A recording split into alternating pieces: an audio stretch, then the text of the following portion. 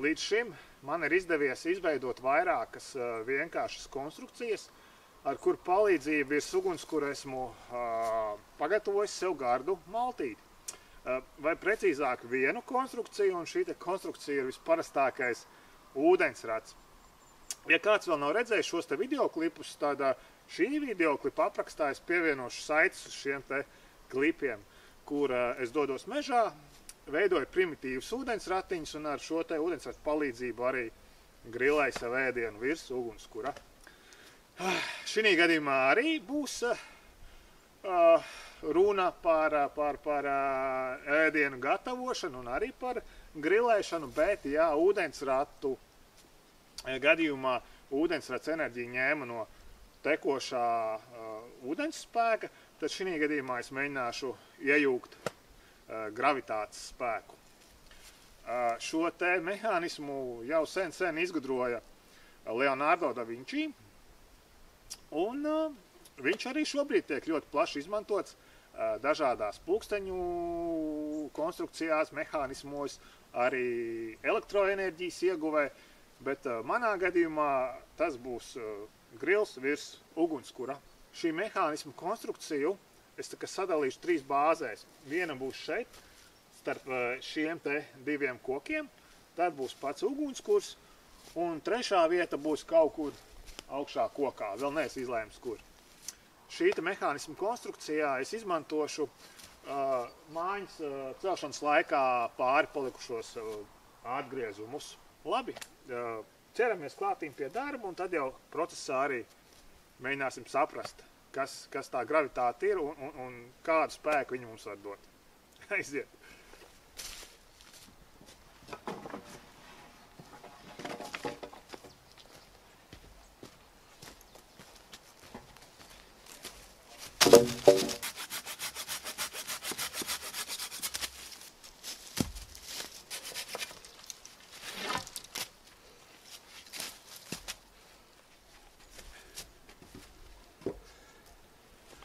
Starp zemi un šo te dēli būs šis te garais koks, un viņš būs iecentrēts uz asi.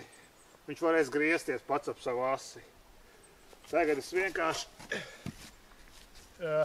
nomēru uz aci, kur te vidus aptuveni varētu būt. Un tātad šeit es iedzīšu šo te sprungulīti. Viņam galā iegrebšu nelielu iedobīti. Šim kokam abi gali būs uzasināti. Nu, tad arī viņam šādi te vajadzētu brīvi griezties uz riņķi.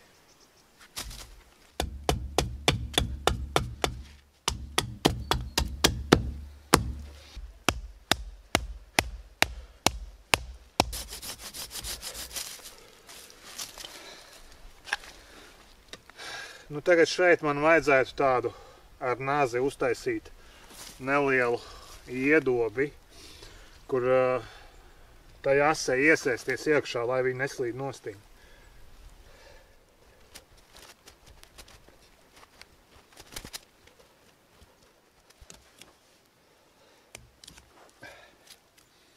Nu, liekas, ka vajadzētu pietikt ar šo te iedobīti.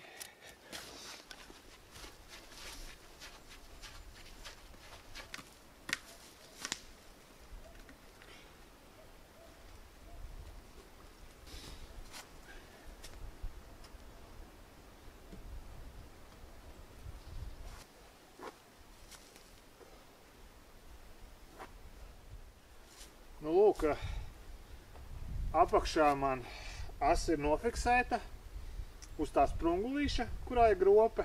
Vēl ir augšā jāizdomā, kā arī nofiksēt, lai viņi vienkārši šādi te nestaigā un neizslīd. Nu, es izlēmu to augšu fiksēt ar tādiem 4 klucīšiem no visām malām. Manuprāt, vajadzētu nostrādāt.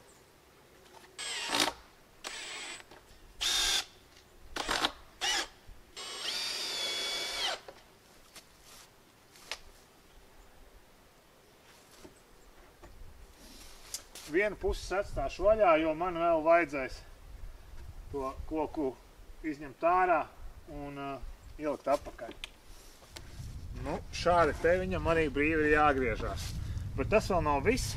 Man šeit ir jāuztais vēl viens tāds atzars. Arī no koka. Es šī vietā taisīšu tādu ķīļveidu fiksatoru tam sānu kokam. Un, lai tas ķīļa efekts rastos, man ir jātaisa šeit tādi konus iezāģējieni, iegriezumi nelieli.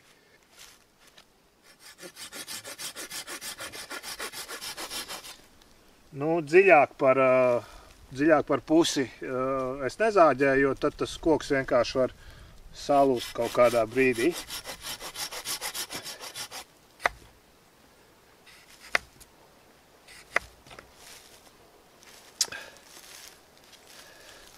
Šeit ir tāda tā kā trīsstūra formas iedobe, tad attiecīgi tas sānu koks man arī ir jāuzasina tādā tā kā trīsstūra formā. Un tagad es viņu likšu tur iekšā.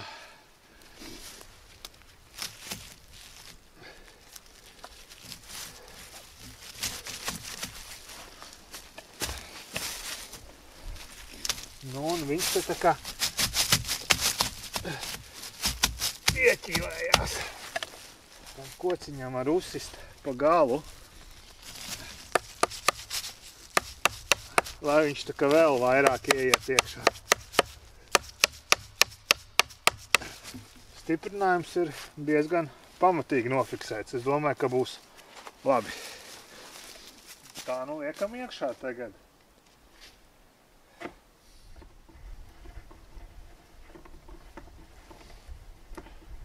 Tā, šī te koka garumu vēl es pieregulēšu, tas ir īstenībā ļoti svarīgs moments. Bet tas vēl nav viss šai te konstrukcijai. Vēl būs no zemes 2 tādi koki nāks ārā, un no augšas vēl 2 koki nāks. Tas viss prasīs tādu diezgan lielu regulāciju. Es pirmo reizi to konstrukciju taisu. Ceru, ka man izdosies. Un tā, esmu sagatavojis 2 šādus te kokus. Nu, centos sameklēt pēc iespējas vienādos diametros un pēc iespējas taisnākus. Viens ir tāds līkāks, bet nu gan jau būs labi. Man viņi tagad ir jāiedzen zemē un jāiedzen simetriski jāiedzen. Uz vienu un uz otru pusi ir jābūt tikai vienādam attālumam. Uz kociņa esmu atzīmējis tādu nelielu atzīmīti ielicis. Tā būs man špikeris šī pusē, kur ir tas attālums, un tad otrā pusē.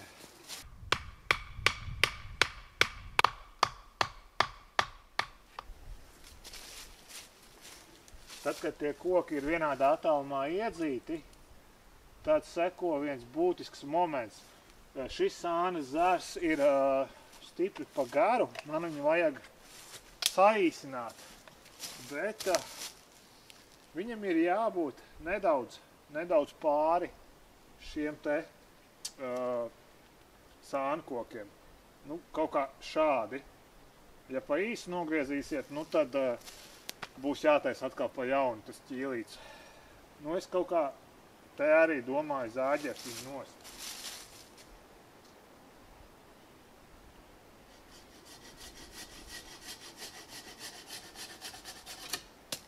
Tagad no augšas vēl nāks klātīm 2 koki. Bet pirms tam man ir šeit jāpiesien tā kā šņurē neliels atsvars.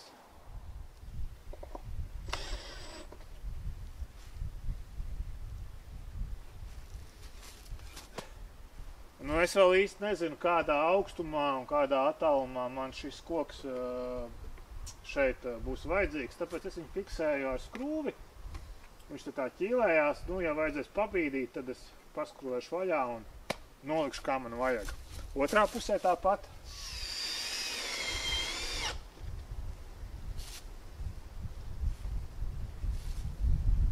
Tā, nu kaut kā tā. Tagad jāpieliek atsvars. Par atsvaru esmu izvēlējies visparastāko gruntsmokšķeres svinu. Te ir rakstīts 60 grami. Auklu paņēmu neilonu auklu, tādu košu, lai ir uzskatāmāk. Neilons arī, lai nedilst tik ļoti. Bet, manuprāt, arī kaut kāda klasiska līna vai džutas aukla arī derētu. Tā, par tiem garumiem es vēl īsti nezinu. Te vajadzēs tā kā pieregulēt nedaudz. Iespējams, ka šis ir pa garu man. Pa lielam šīs konstrukcijas tā pirmā daļa ir pabeigta. Kā kārtīgam mehānismam te vēl būs vajadzīga diezgan prātīga un akurāta regulēšana, bet tā regulēšana ir atkarīga no citiem faktoriem, no nākamā posma, kur būs atsvars, es vēl nezinu, cik smags viņš būs, un es vēl nezinu, kādu spēku viņš dos šim te centra kokam. Tā kā es to visu zināšu, tad es arī varēšu sākt regulēt šņoris augstumus un šitos te kokus. Tā, labi. Tagad man vajadzēs to džutas auklu un atsvaru un vēl dažas lietas. Aiziet. Tā, un tagad mums ir vajadzīgs šāds te trīsis. Un mums viņu vajag dabūt kaut kur augstu kokā, kādā zarā, pēc iespējas augstāk. Labi, mēģināšu. Mans tas funkcijas ir tāds, ka es viņu metīšu augšā un fiksēšu zemē ar šņori, bet vēl ir jādabūt te cauri šņori. Aiziet.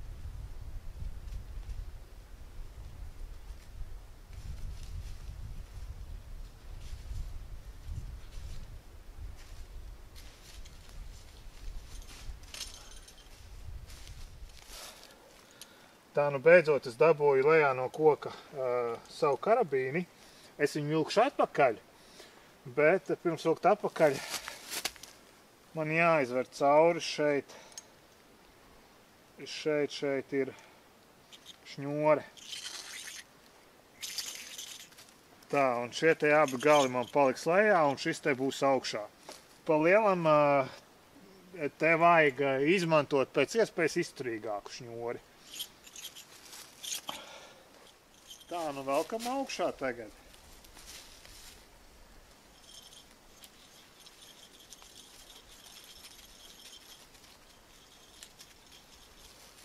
Tā, karabīni ir augšā.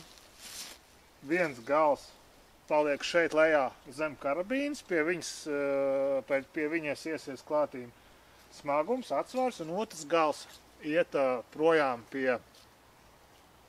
pie tā mehānisma, ko mēs pirms brīža uztaisījām. Kā atsvaru es izmantošu lūk šādu te koka atgriezumu. Pēc sajūtām te kādi, nezinu, 4 kg varbūt arī ir. Ceru, ka ar šo te pietiks. Tā, sienam pie viena gala, kas palicis zemē, viņu klāt. Šņori izturēs, bet tagad mums tas koka gabals ir jādabū augšā.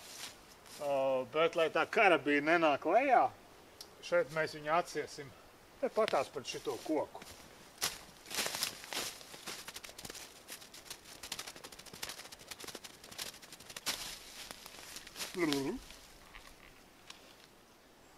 Tā, pirms celt to koka kluci augšā vēl ir jāizdara nedaudz priekšdarbi.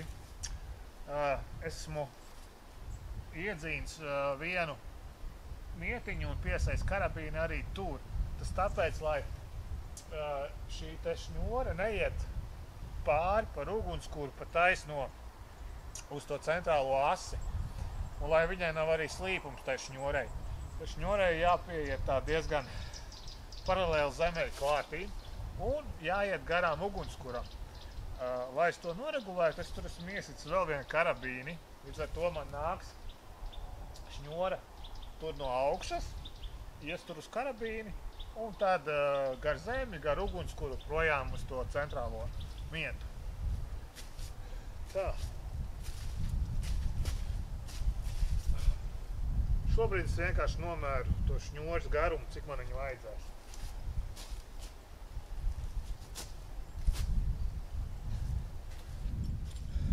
lūk, šeit ir tā karabīna, pa kuras minēju. Tagad es veru cauri to galu, kas iet projām uz to mehānismu. Tā. Nu šeit es atstāšu nedaudz vairāk auklu, kā šādi. Tagad es sienu viņu te klāt. Tagad es viņu tinu te iekšā, bet lai man šitais te vajag netraucēt, es viņu bišķi te nofiksēju. Tā, tinu virsū.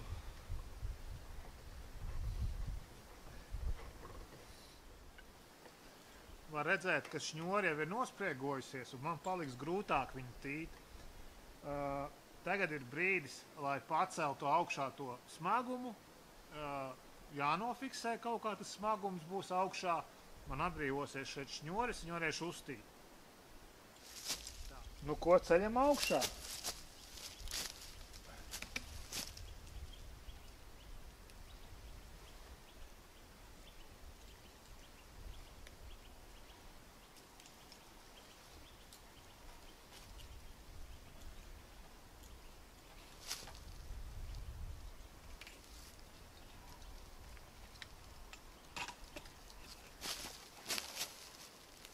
Nofiksēšu šeit.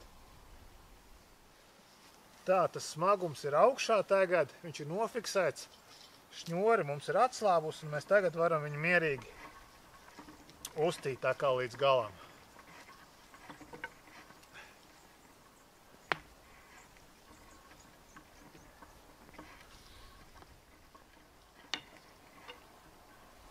Tā, laikam arī viss.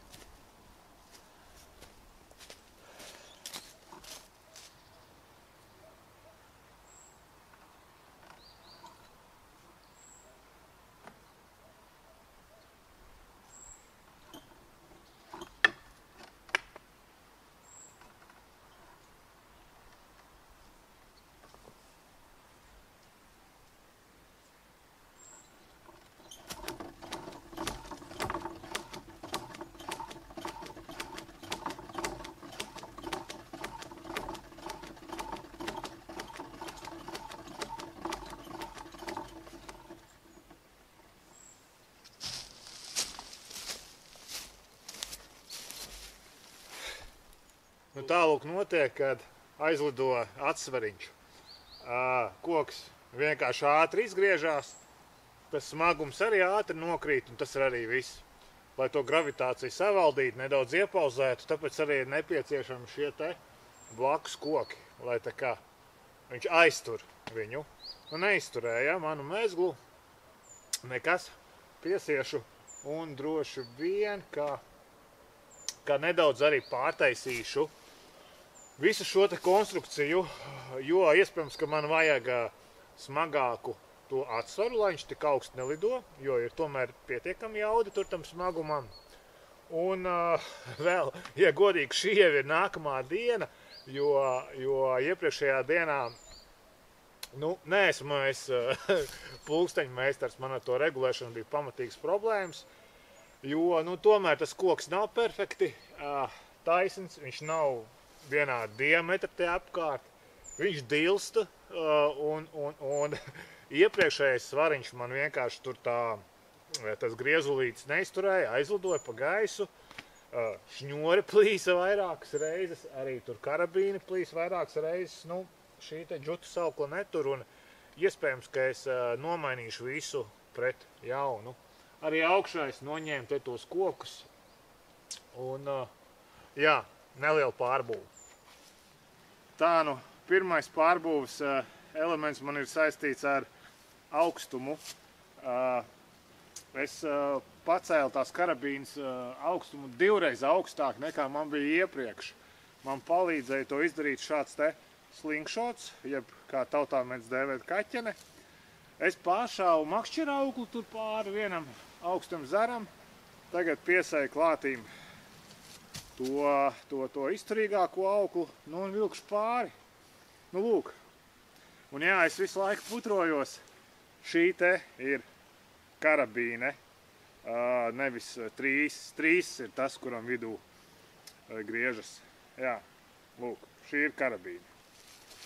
Tā, velkam pāri.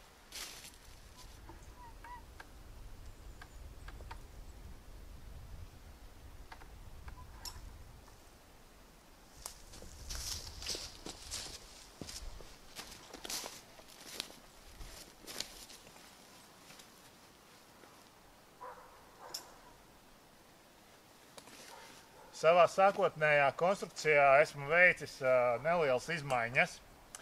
Esmu atteicies no tiem 2 kokiem, kas no augšas nāk, un to koku vietā 3. koku uzlicis. Tā kā man liekas, ka man ir izdevies to gravitāciju iejūgt nedaudz. Vidējais koks griežās lēni. Pirmīt jūs redzējāt, kas notiek, ja atsvariņš aizlido. Jā, atsvars bija pa vieglu. Es uzliku smagāku atsvaru, iesēju izturīgākā šņorē to visu, nu un laikam arī viss. Nu jā, visu pārējo šņori es arī to džutas auklu nomainīju pret izturīgāku šņori. Svars ir pietiekams, ar to koku gabalu man pilnīgi pietiek, nu viss notiek. Tagad ir jāķerās klātīm tam 3. posmam. Pie ugunskura, pie tā grila iesma un pie ēdiena. Šeit man būs ugunskurs, un šeit man iet garām aukla. Nu, man ir jāiesit šeit staklītis tagad, un tā aukla būs attīnusies apkārt man tam iesmam. Nu, un teorētiski tam smaguma, tam gravitācijas spēkam vajadzētu pietikt arī, lai griestu to manu iesmu. Aiziet!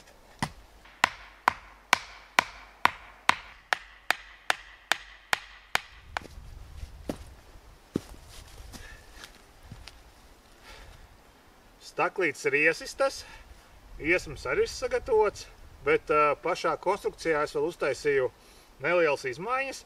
Es šo te šņori pacēlu vienā līmenī ar iesmu. Pirms tam man viņš gāja pie zemes, bet tā uzgāja uz augšu un sanāca šeit tāds lauziens diezgan liels un negribēja griezt, negribēja tur, nu viņš ķīlēja iekšā un izslīdēja un nestrādāja, bet tagad es pacēlu uz augšu un viss ir kārtībā. Bet iesmam arī man nācās uztaisīt tādu improvizētu zobretu.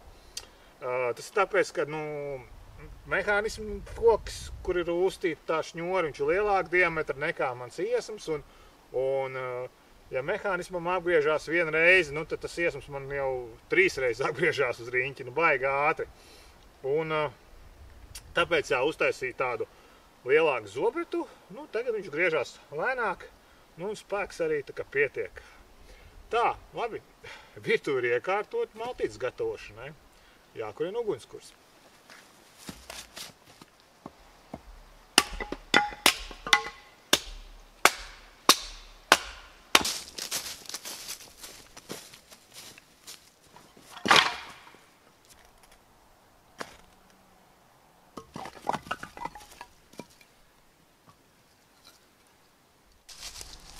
Tā, nu es vēlreiz iziešu cauri visam mehānismam, ceru, ka būs saprotami.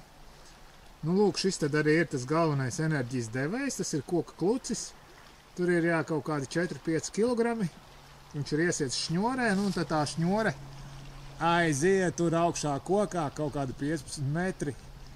Ir izvērts cauri 300, kas ir iestiprināts, nu, un tad nāk atkal lejā tā šņore. Nāk lejā. Un šeit ir vēl viens trīsis, viņam iet cauri. Šis trīsis tā kā izlīmeņo. Un tālāk šņora aiziet gar ugunskuru jau uz plašu mehānismu. Te ir staklītis, uz kurām būs iesams, kas arī griezīsies. Te kaut kur arī, kur arī ir, jā.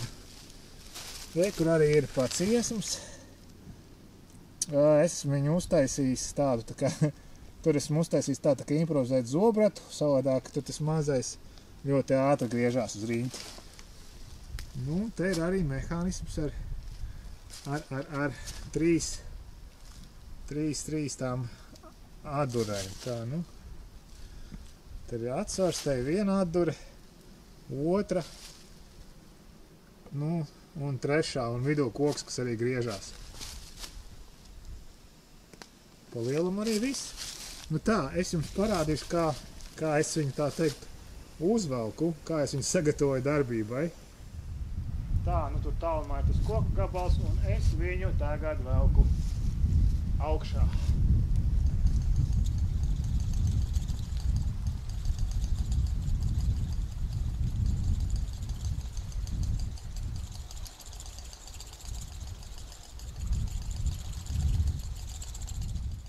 Tā, nu es nezinu, vai būs saredzams, bet es tā kā priekšratam mēģināšu jums parādīt, cik augstu ir tas koka gabals uzvilkts. Te ir koks. Un,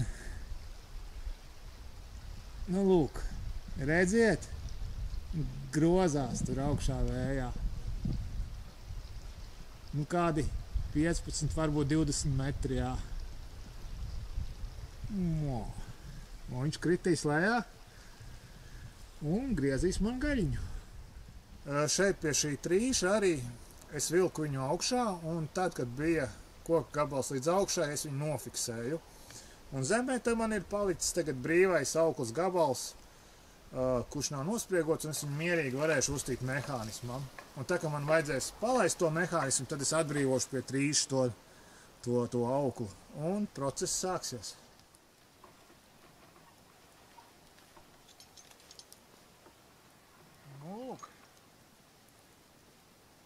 Aukla ir nospriegojusies jau.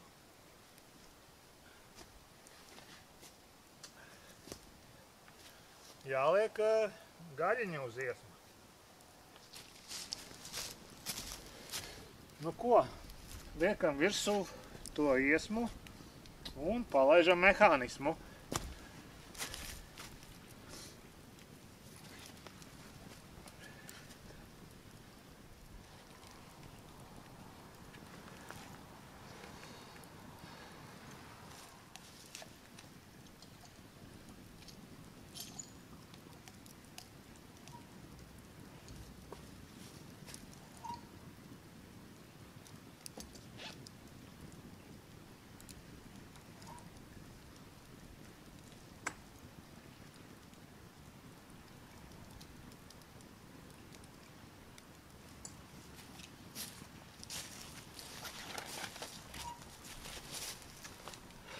Mehānisms ir palaists, gaļiņa cepās, un pie viena es uzņemšu laiku, cik ilgi paies, kamēr tas klucis man nokritīs lejā.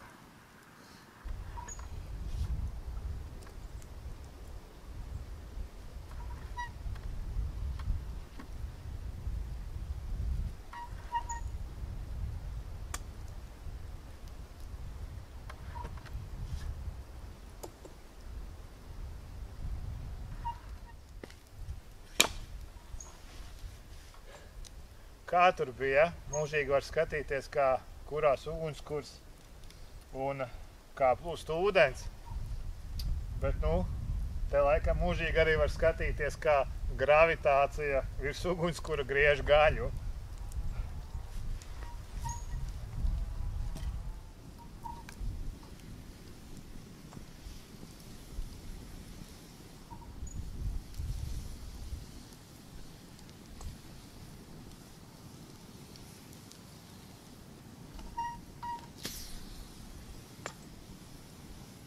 Koka klucis beidzot ir ticis līdz zemei.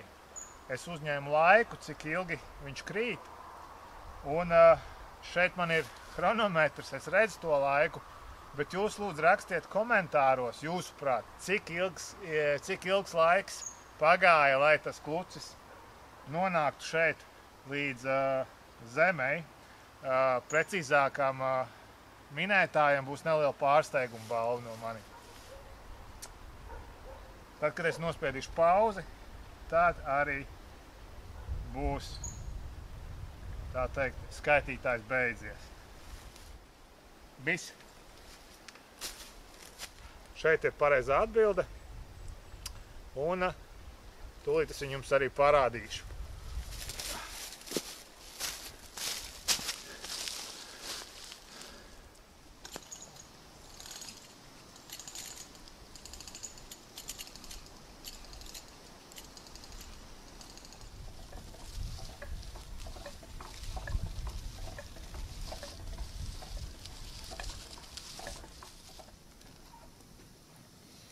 Nu, pa lielam man nemaz tik daudz to gravitācijas spēku vairāk nevajag, cik es viņu uzvilku tikko kā. Nu, jo drīz būs gaļiņa gatava.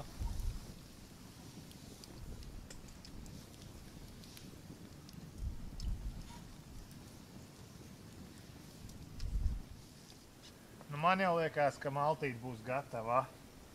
Gravitāte savu būs paveikusi.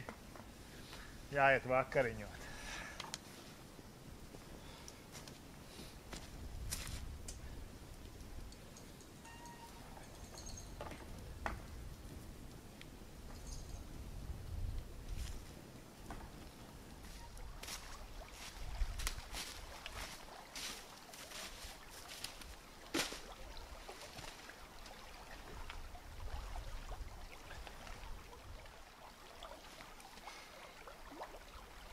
Nu, ko lai beigās mums pasaka?